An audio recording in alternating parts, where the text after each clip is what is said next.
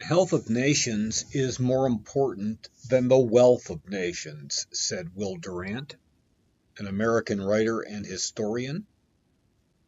If that's true, then why does everybody argue about healthcare?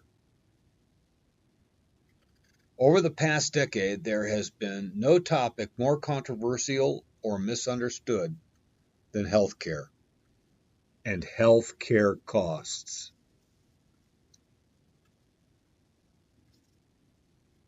Business leaders need to understand how large the healthcare system is in the United States. The total sector makes up approximately 1/6 of the economy, and many citizens get their health insurance through their employers. This lecture will provide you with the background to understand demand and supply in the healthcare industry. Yes, it does exist, and the ability to understand some of the discussion and debate that is taking place in America today. The lecture will convey important facts about rising healthcare costs in the United States, relate the economic implications of rising healthcare costs, list the demand and supply factors explaining rising healthcare costs, get into some cost containment strategies that are being implemented, and we're going to summarize the goals of the Patient Protection and Affordable Care Act, otherwise known as Obamacare.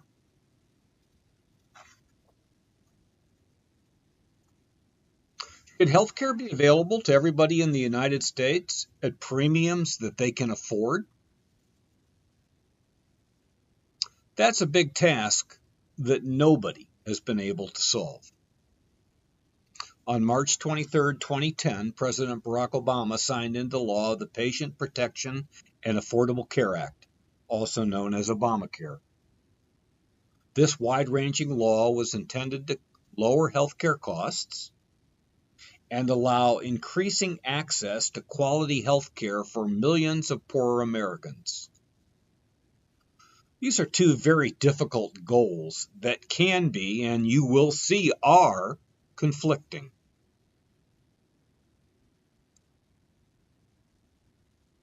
The piece of legislation was intended to expand coverage for those individuals that do not afford it or could not afford it, or are not old enough to qualify for Medicare. Households who accessed Obamacare did it through the private insurance market. The United States is very different from Canada, where the government uses tax revenue to provide a basic package of health care to every resident. So even with Obamacare, it was all still done through the private insurance market, and that's significantly different than many other countries. I want you to also know that this legislation here was passed without a single yes vote from Republicans. And still today, the law remains very controversial. As we go through this lecture, please keep in mind the difference between healthcare costs, the overall cost of providing a service regardless of who pays for it, and the cost of health insurance. Two very different topics. We're going to cover both. The U.S. healthcare system is a very large business, employing about 17 million people through 5,800 hospitals or care centers, handling more than 1 billion visits. Look, that's, 1 billion visits. This is where cost gets generated. The American healthcare system has its roots starting in World War II, when wage controls were in effect. To circumvent the wage controls and expand their workforce rapidly to meet the demands of war, employers began to offer free health insurance. After the war, it just became a competitive practice, a benefit that was not taxed.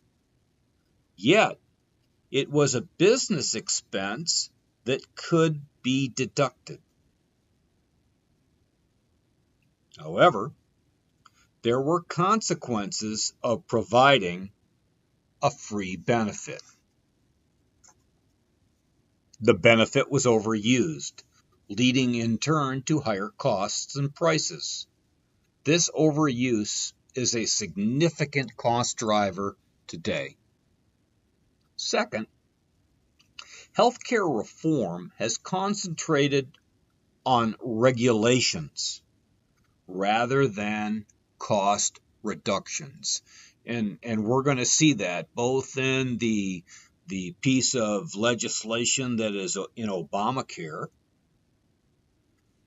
in the way that states regulate the business of healthcare, and the whole system of healthcare itself is in the main focused on expansion of coverage and expansion of the quality of the coverage rather than on cost reductions or efficiencies or Kaizen approaches to reduce cost.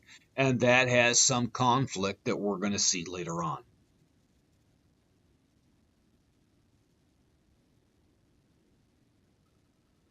The cost of healthcare has risen rapidly in response to an increase in the quantity of services provided and the price of those services. Healthcare spending, or price times the quantity of service, is expected to grow at an annual rate of 5.8% over the next 10 years, far faster than inflation. Taking a phrase out of the space age, Houston, we've got a problem. Second, some 49 million Americans in 2011 did not have health insurance coverage.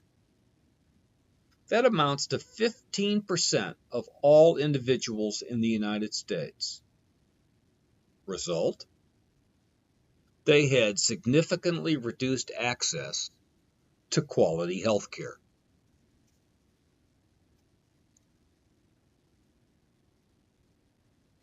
Overall, this chart shows the breakdown of healthcare expenditures on the left and where the money comes from on the right.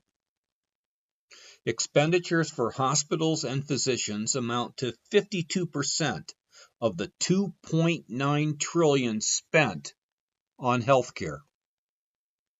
Dental and vision make up the next largest category at 21%, and you can see that at the top of the pie chart. Where does the money come from? Revenue collected by the federal government makes up 51%. Through Medicare, Medicaid, and other tax revenue. Business and household payments to private insurance companies, including deductibles and co-payments, make up the balance.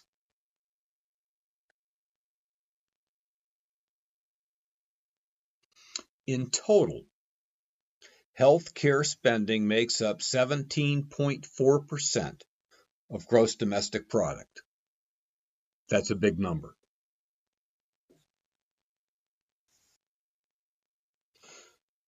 This number is substantially more than most other developed countries like France and Germany. Certainly more than Canada and the United Kingdom. We're going to get into a little bit of the reason why that is true in this lecture. But the United States spends significantly more as a percentage of GDP than most of the major developed countries. But here is a key fact. Even with this significant spending, there are still millions of Americans that do not have quality health care.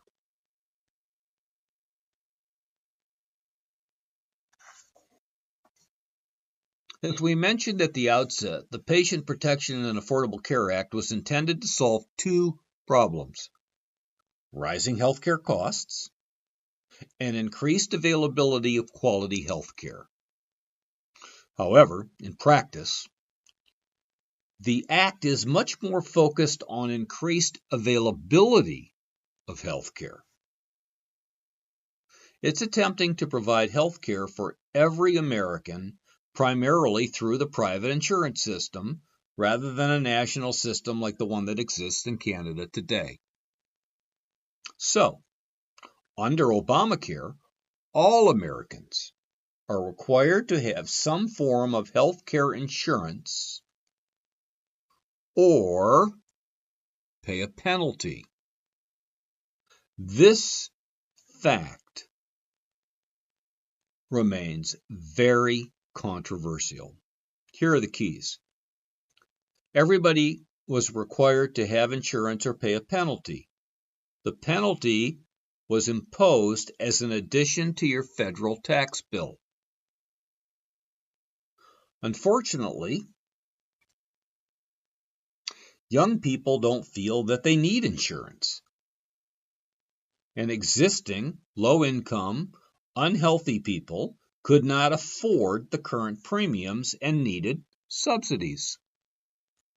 Well, we're going to see how they fix that by increasing taxes, but they couldn't afford the premiums based upon either their income or their health, so increased taxes became part of the plan. Further, the age of young people was set at 26. After 26, individuals could no longer be on their parents' program and were required to buy insurance.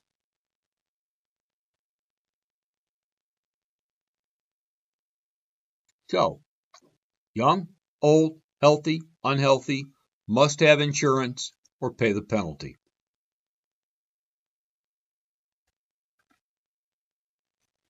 As previously mentioned, to help pay for the extension of health insurance to millions of previously uninsured Americans, the Act increased taxes on high-income individuals and households. High income, defined as an individual who makes above $200,000 a year, or couples that were making more than $250,000 a year. And so how did they do that? First, they increased the Medicare from payroll wages was increased by 0.9 points. The increase in capital gains tax was increased by 3.8 points. And taxes were also increased on businesses. If individuals get a great plan through their employer, and the employer pays a premium of $10,200 for individuals, or $27,500 for a family, then employers were taxed on those premiums at a 40% rate. Pretty high. I bet you most people that are working in companies today that have these types of very broad-based insurance plans have no idea exactly what policy premiums their employers pay to insurance companies on their behalf. But if it was the amounts here shown on the chart, then the employers had to pay a 40% tax. Also, there was a medical equipment suppliers had a 2.9% excise tax on all of their medical equipment sales. And finally, I don't know if this was to show a little bit of a sense of humor, not sure, but they had a 10% tax on indoor tanning. Proponents of the plan hoped that all of these taxes would pay for the expanded coverage and subsidies for low-income households.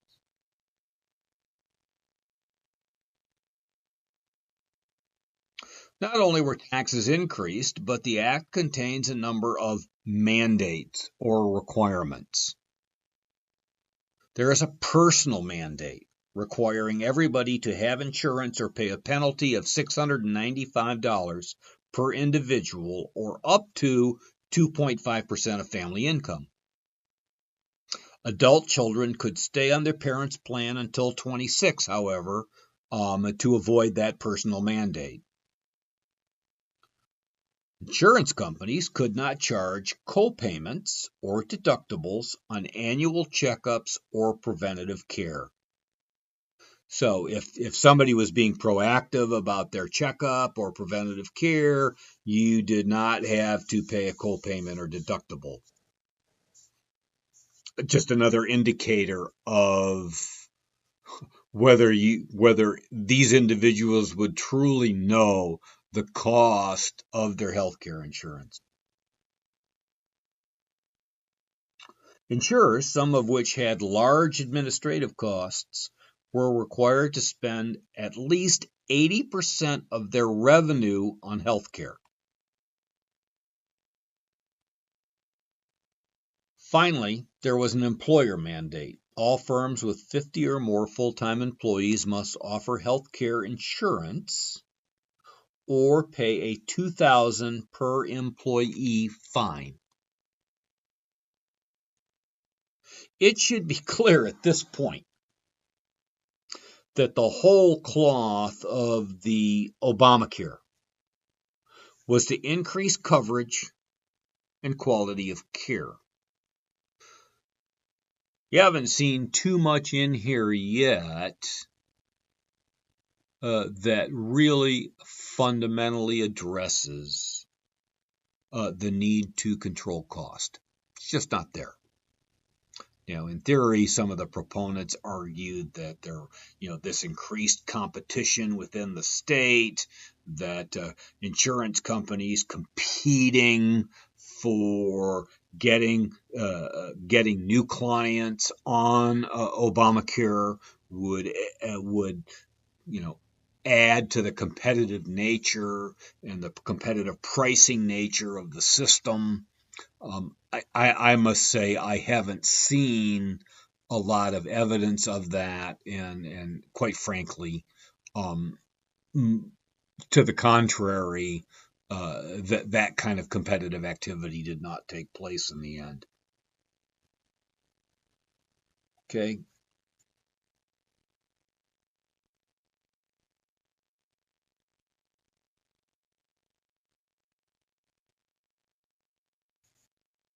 Increased coverage was intended to increase competition and lower cost. As I just got through explaining, this was more problematic. And anybody who takes the time to read through the whole list of stuff, you realize immediately that the administration of this and the monitoring of this is, quite frankly, incredibly complex. Some analysts have indicated that government legislation that does not have some form of bipartisan support is typically doomed and will result in future conflict. So this was all done without a single Republican vote, unfortunately, but it did pass, and it, at the moment, it is the law of the land. Here are some more major details of the act. It's illegal to deny coverage to individuals with pre-existing conditions, a situation that kept many individuals out of the insurance market. Or insurers cannot drop individuals that develop costly illnesses, or to put annual or lifetime caps on the amount that insurance companies have to pay hospitals or doctors for a patient's care. It has mandates, as I mentioned. It provides subsidies for any individual making up to $44,000 a year or $88,000 for a family of 4. That is, individuals and households that are not getting insurance through Medicaid today, their employer, or are retired and getting it through Medicare. So it was uniquely for that group. The poor receive subsidies, including increased access to Medicaid subsidies, and these subsidies are decreased, obviously, as incomes rise. This extended insurance subsidies for millions of poor Americans who lack private health insurance because they were unemployed or because their employers did not provide health insurance, or look, they just couldn't afford the premiums. Individuals would buy their insurance through state insurance exchanges regulated by the government. These exchanges would offer multiple plans from multiple insurers with a basic minimum standard. Advocates hoped this would increase competition and lower healthcare spending. During the approval of this, there were a number of objections raised, as you would imagine. Many just didn't like the potential bureaucracy that would develop. Others were concerned that the system would not reduce cost and that insurers would be hurt because the benefits received would be greater than the premiums paid. All in, the program has not achieved all of its objectives. Separate updates on the status of Obamacare and changes in legislation are provided as a separate elective reading in this module.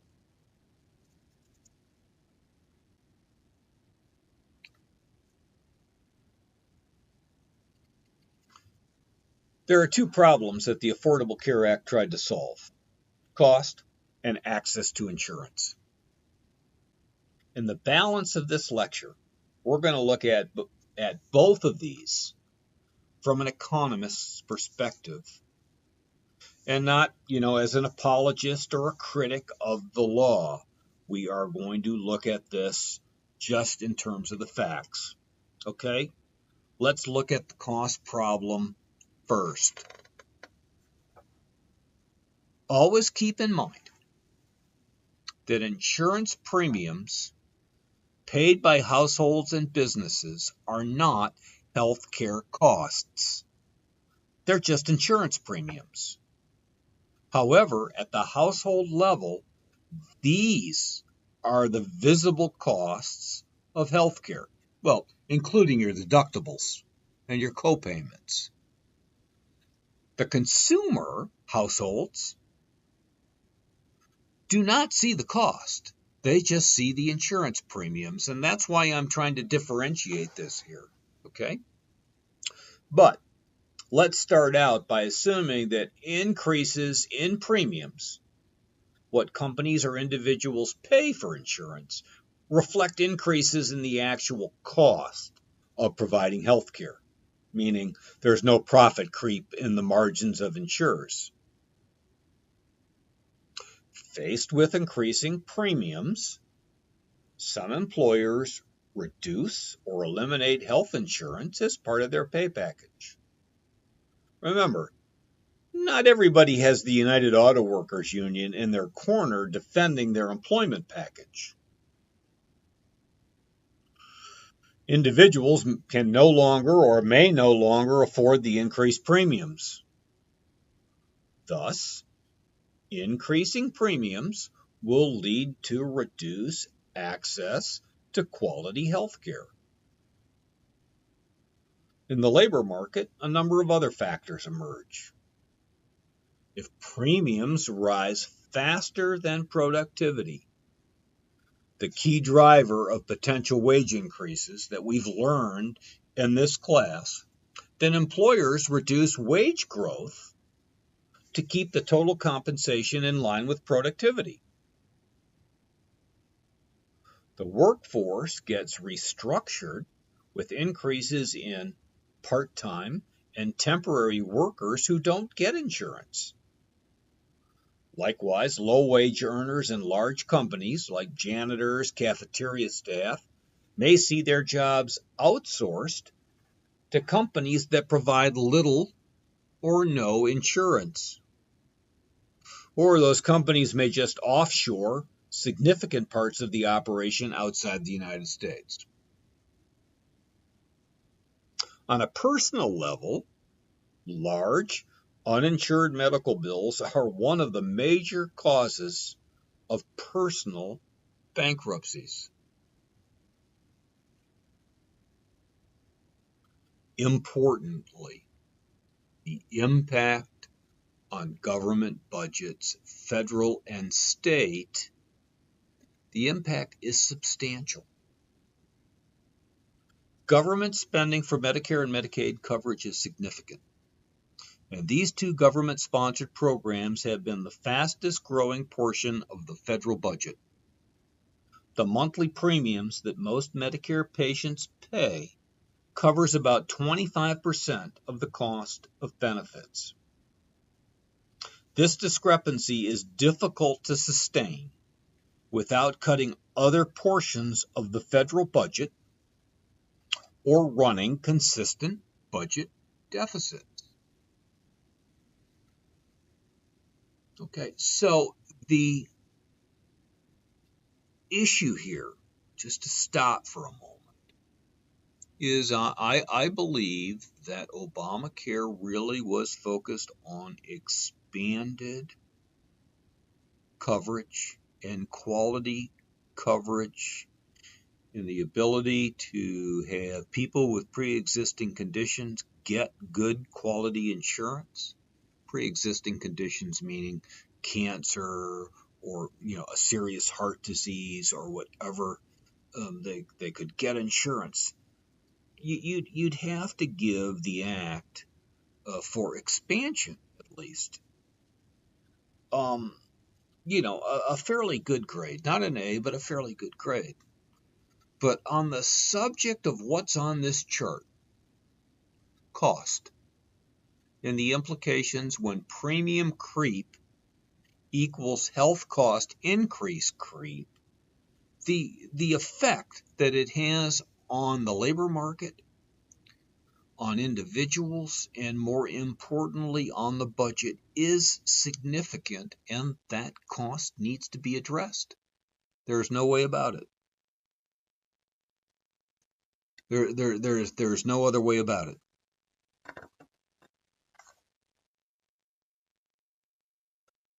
States and cities, many of which must balance their budgets, face the need to increase taxes to pay for the medical bill. States typically pay 40 to 50% of Medicaid expenditures. The federal government picks up the rest.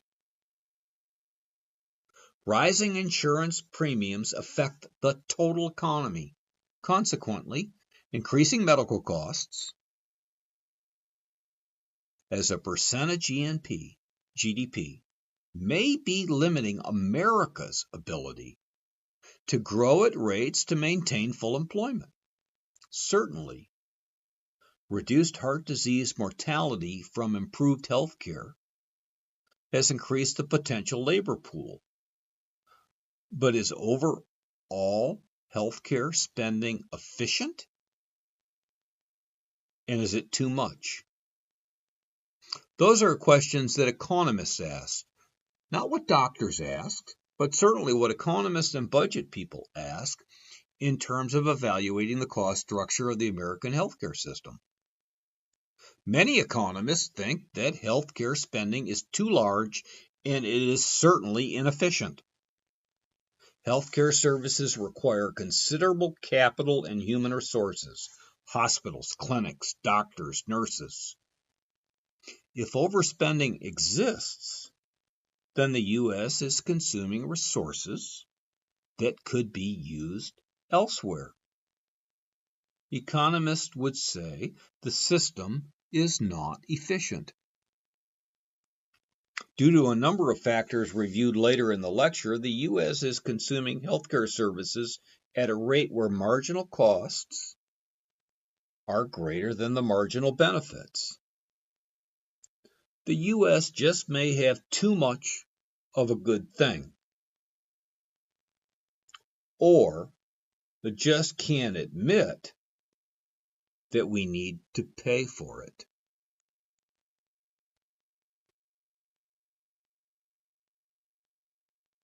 The other problem is limited access to quality health care, less so of a problem today. As I mentioned, prior to the Affordable Care Act, government surveys indicated that 49 million Americans, or 15% of the population, were without health insurance for the entire year. Who were these Americans? Low-income households? Those on welfare? Those on welfare receive Medicaid. However, there are many poor families who work at low-paying jobs, earning something, but making too much to qualify for Medicaid, and not enough to afford private health insurance. Young people who basically choose not to buy, pay the penalty, I'm not going to buy, I'm too healthy.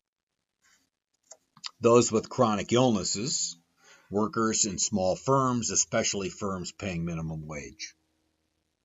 You can see now that the construct of the Act was skewed towards access for these people by solving many of the uninsured issues on this chart rather than a focus on reducing costs.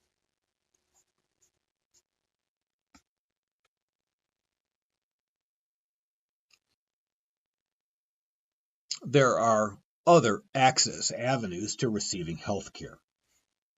A small portion of the population pays out of pocket. Very expensive, unless they negotiate a discount with their doctor or dentist. Unfortunately, many wait until they're so sick they have to go to the emergency room where they will be admitted. The Hippocratic Oath in the United States is present. Somebody goes to an emergency room and has a legitimate illness, they will be admitted. Once they're through, some pay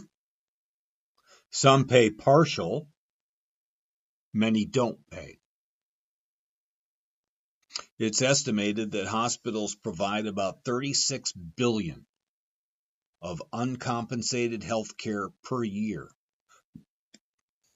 Well, the cost of this free care for some is shifted to those that have insurance or pay out of pocket. Hospitals are a business. They're going to get their money some way.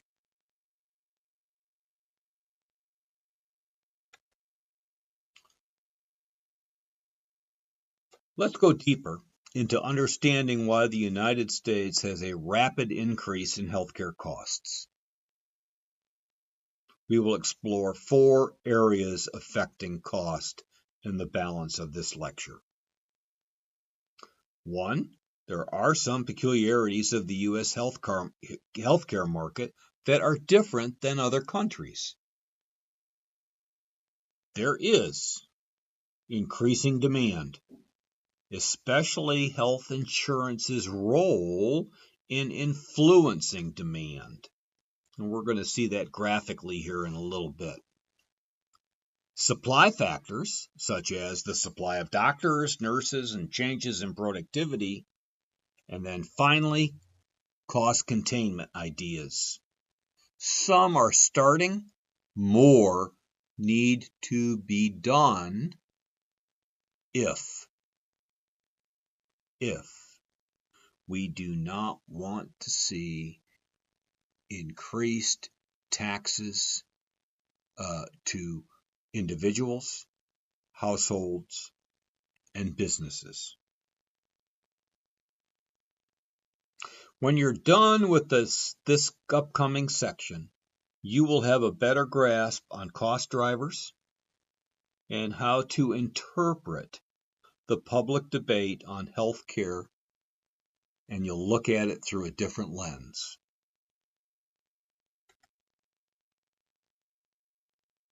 Competitive markets allocate resources efficiently. Is the healthcare industry competitive? Nope. It is clearly imperfectly competitive.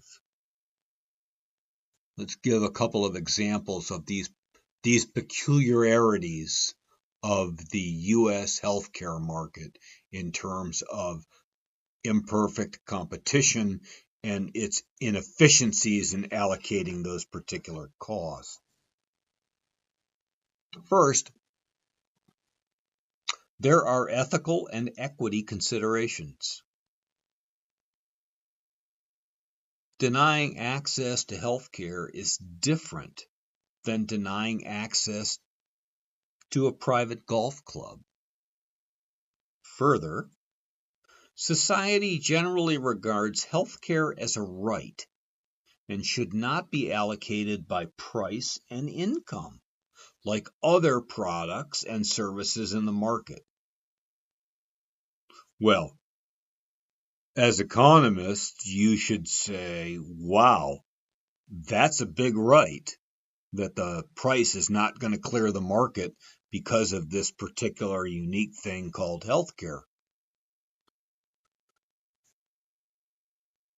Information distribution is asymmetric. What's that mean? Consumers, patients, don't understand all the technical requirements that suppliers, doctors, know.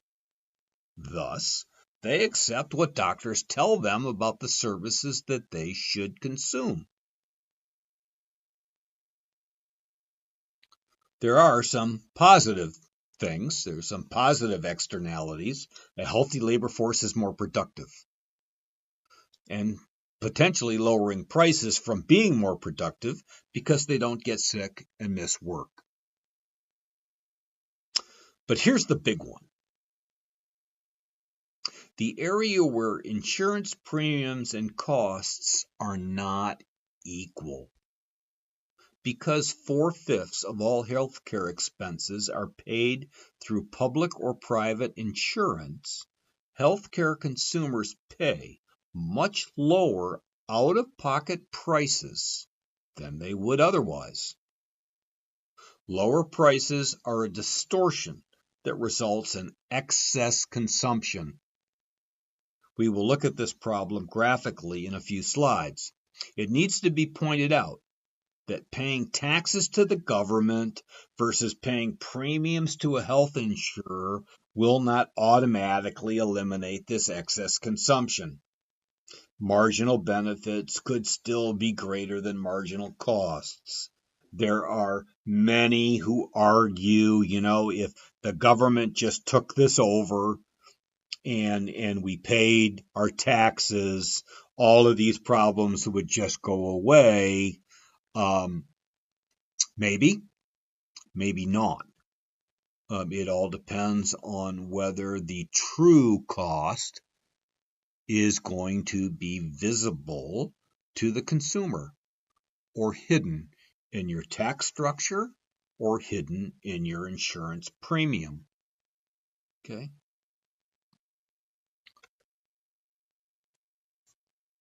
Let's take a look at the demand side of the health cost equation. Health care is a normal good. Thus, increases in income leads to an increase in the demand for healthcare services. Basically, you want to be sure that you live long enough to spend that money. Additionally, because premiums shield the true cost of healthcare services, and increase in the price of healthcare does not decrease demand proportionately, demand is somewhat inelastic to price.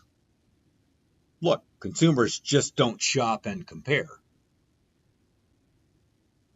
Thus, increasing prices lead to overall increases in spending.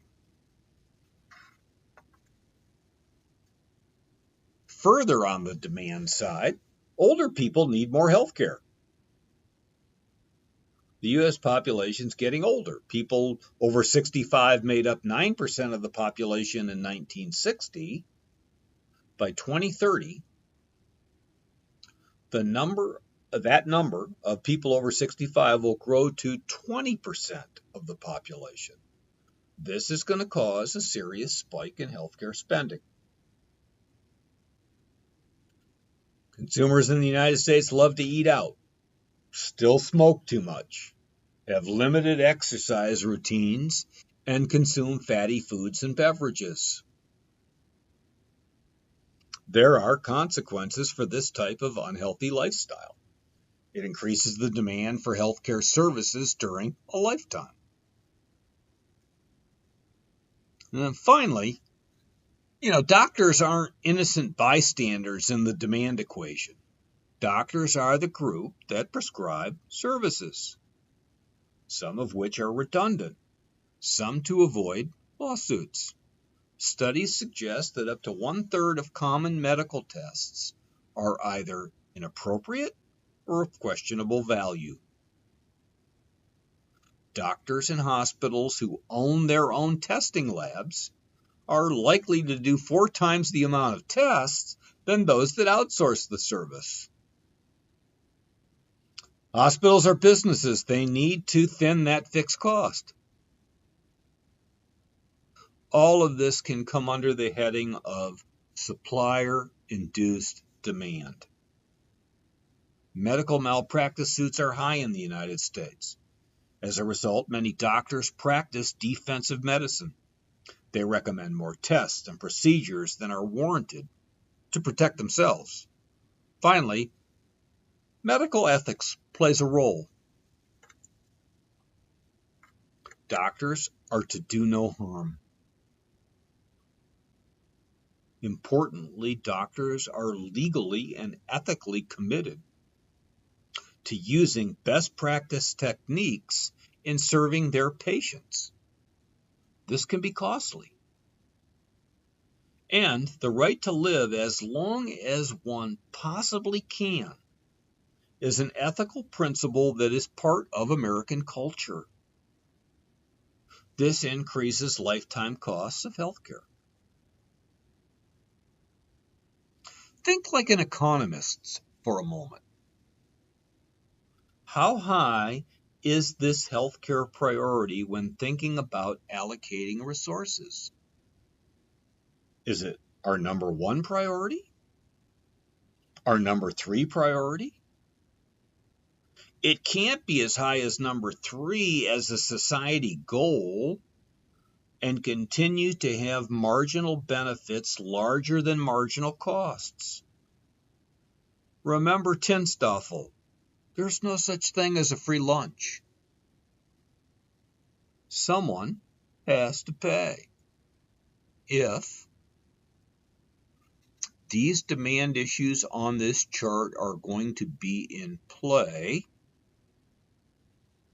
and we are more concerned with quality health care than we are on reducing cost.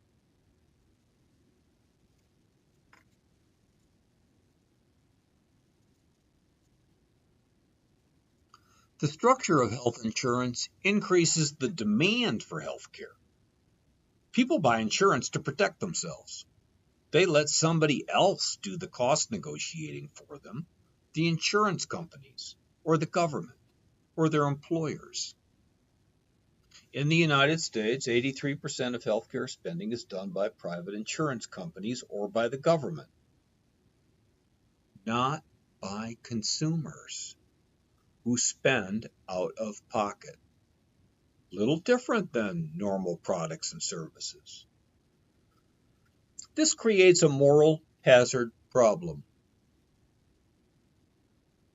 Moral hazard happens when one party to an agreement, the insured, alters their behavior in a way that is costly to the other party, the insurance company, and ultimately the employer or the government. People who are insured tend to take more health risks because they have insurance. They tend to take fewer preventative steps, live less healthy. Further, they have insurance, so they use it. Well, they actually overuse it. The government subsidizes companies for providing health insurance. Ooh, subsidies? Subsidies happen two ways. Firms get to deduct the cost of employee health insurance from their taxable income. Further, employees do not pay tax on their insurance benefits. Even with Obamacare, the employer paid the penalty. Thus, a large portion of the demand gets subsidized, leading to demand that is probably 10 to 20% higher than without the subsidy. Price does not provide its classical rationing function.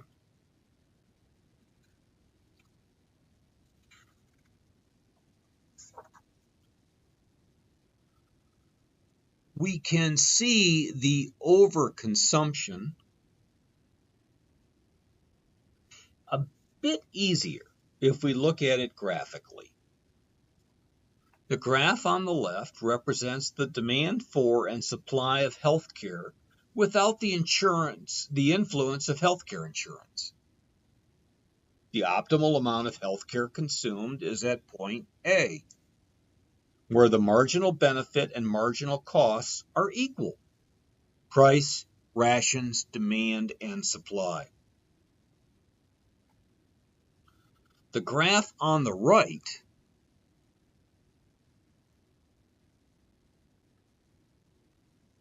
represents the market with healthcare insurance. A few things are different. Demand has shifted to the right at DI. Insured people go to doctors more often and request more diagnostic tests and more complex treatments than they would if they were uninsured, because the price or opportunity cost of consuming healthcare is minimal. The shift in demand without insurance results in a price of PB at point B, and supply increases to meet the demand. However, insured individuals pay only a portion of the total cost. Their price is PC. Insurance removes the individual's budget constraint after the insurance premium is paid. Okay, there are some co-payment and deductible arguments here, but in the main, you can see that the cost at PB is different than what consumers pay at PC. The increase in demand does not have a corresponding increase in consumer price. In economic terms, this causes efficiency loss from an over-allocation of resources, the gray shaded area. Subsidized overconsumption is a major cost driver.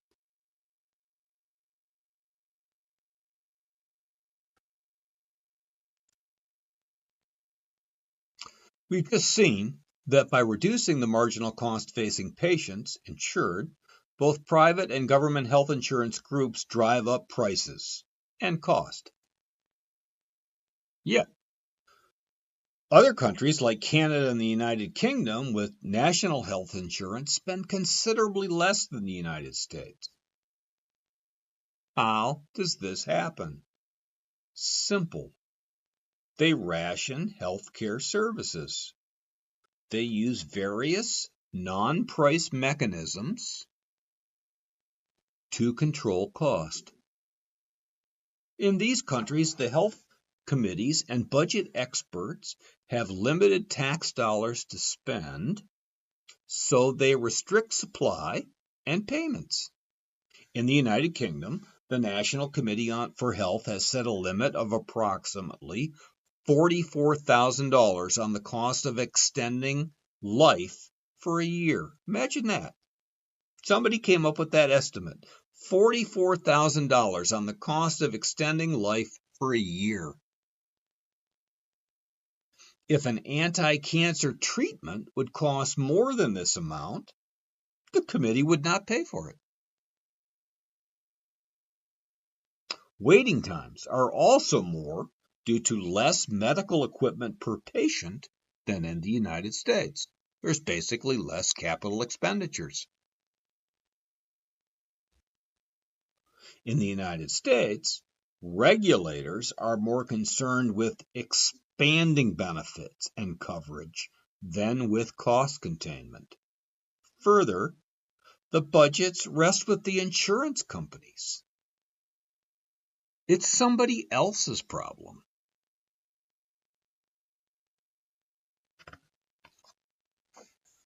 Supply factors also drive higher costs and prices. The supply of physicians in the United States has increased over the years. 1975, there were 169 physicians per 100,000 people. By 2011, the number had grown to 275 per 100,000 people, a good increase. However, the demand for services has increased faster. In addition, physician fees have increased dramatically due to the higher cost of their education.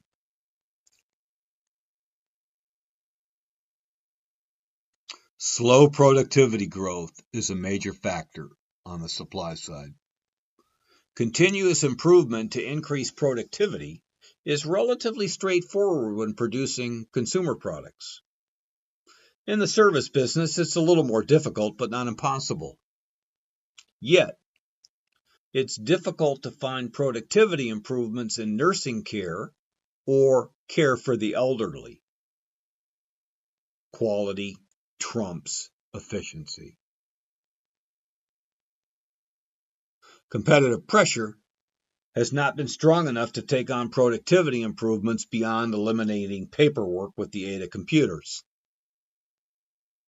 Finally, changes in medical technology have actually added to cost rather than lower it. The changes have just made healthcare better. And there's nothing wrong with that. We just need to understand that it's more expensive. More services are now available to more people. This helps shift the demand curve to the right.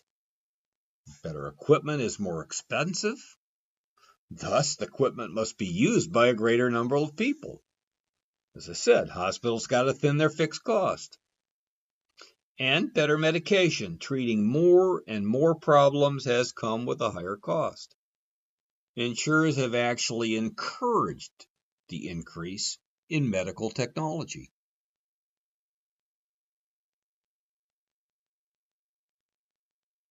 There's no free lunch here. The cost of healthcare can't continue to increase without premiums going up, or taxes going up, or deductibles and co-payments going up, or rationing, like some countries do. By this point in the lecture, you should be aware that providing expanded healthcare, lowering insurance premiums, and reducing cost is an equation that can't be solved. Period.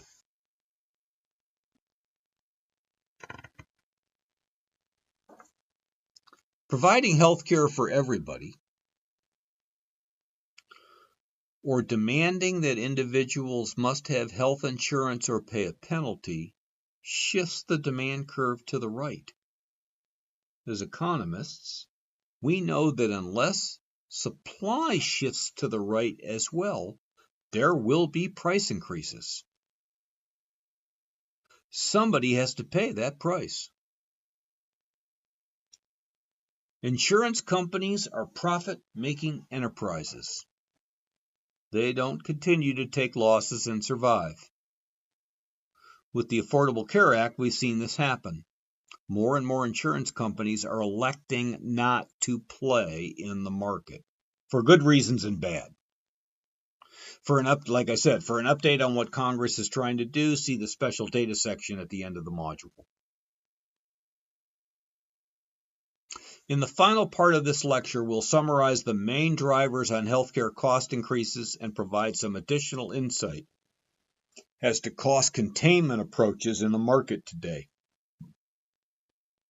Bottom line, experts attribute the relative rise in healthcare costs to 5 key factors. Advances in medical technology. Quality and costs have increased. The ethics of providing the best treatment. Americans want coverage and quality care as a right. And basically, doctors want to do the right thing. Insurance that allows individuals to demand more and more services for their fixed premium and limited co-payments. The aging population and Medicare and Medicaid costs that exceed payroll tax deductions. The marginal benefits are greater than the marginal costs. These are the 5 cost drivers.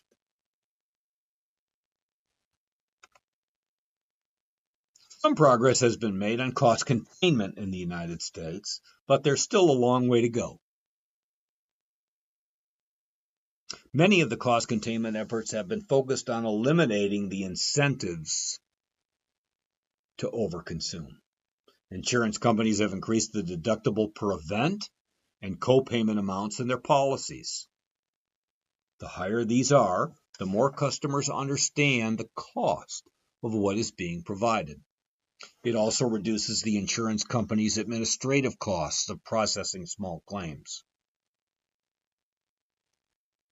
Allowing individuals to establish tax-deductible health savings accounts. HSAs are designed to promote personal savings, of which workers can pay routine healthcare expenses while working, and Medicare co-payments and deductibles during retirement. Again, this type of activity brings the consumer closer to the real cost of the service and to shop and compare prices. Managed health care through 2 types of organizations, preferred provider and health maintenance organizations, which basically in total now cover 90% of U.S. workers. PPOs have been set up by insurance companies and require hospitals and physicians to accept discounted prices for their services. Insurance companies bring the consolidated supply of customers for a discounted price. That's competition. If a policyholder wants to see a doctor or hospital outside of the PPO system, then the reimbursed expenditures are less. HMOs are similar, but the enrollee pays a fixed fee to join. Because they have a fixed annual revenue, they are reluctant to provide too much care, a type of rationing. Both PPOs and HMOs are managed healthcare organizations because medical use and spending are managed by closely monitoring physicians and hospitals' behavior. Disadvantage? The patient usually is restricted to physicians employed by or under contract with the managed care plan.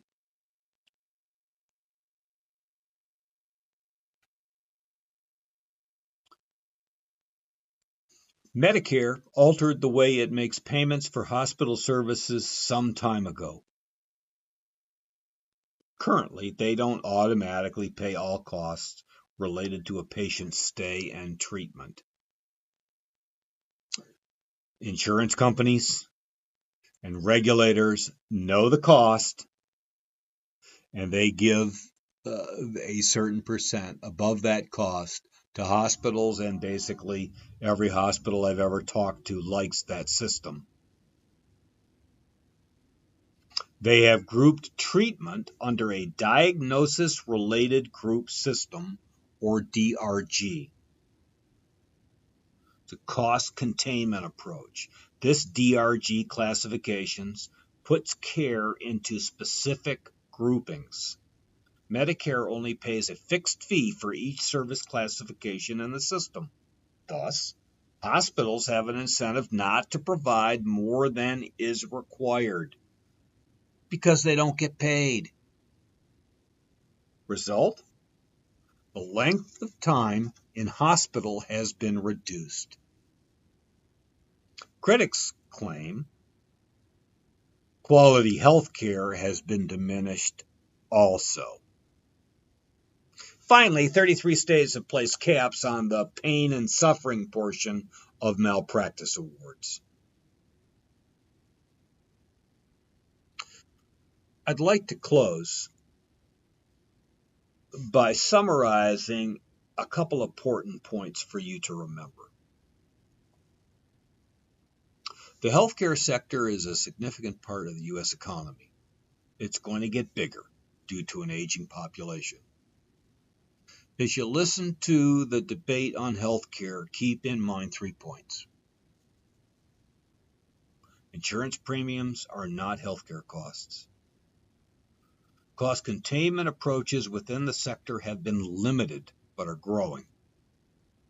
If quality health care is a right for everybody in America, then we have to pay for it through the following methods. Lower wages due to higher premiums paid by employers, including their Medicare payments. Higher taxes. Higher deductibles and copayments. Pretending that we can have high-quality health care without rationing and with lower insurance premiums is a non-starter and just phrases issued by politicians.